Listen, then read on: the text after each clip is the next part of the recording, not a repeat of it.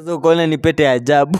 Sasa mimi nikaona mimi niliona hiyo ni pete ya ajabu, na it's like huko mbele ni kubaya sasa. Juu anapendwa.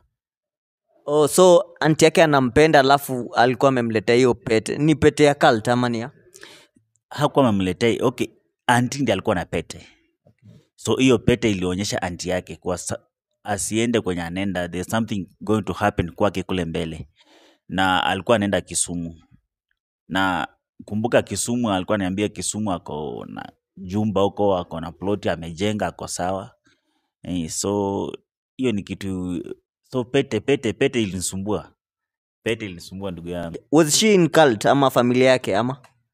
So, unajua sasa sikuelewa kwanza kuwa ako in cult. Maana tukianza relationship, katikati ya relationship,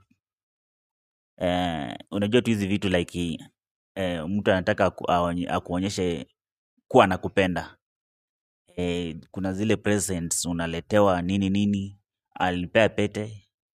Kuna ile chain ya shingo. Kuna bangila nilivalishwa mkono. Lakini hizi zangu ni za kujinunulia mwenyewe. Si hakuna mtu alinipatia. Okay, sawa. Ilikuwa inakaa kama hii. Usifanye nikutoroke saizi.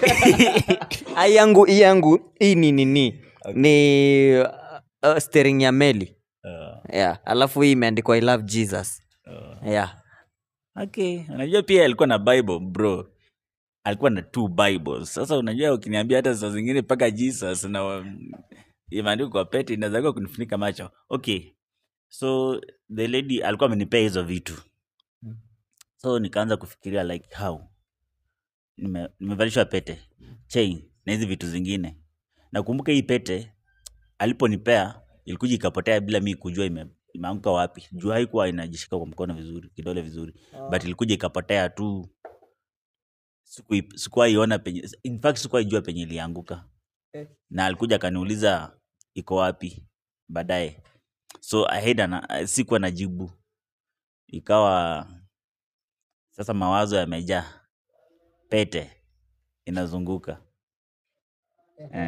So from there kawa na event nyumbani.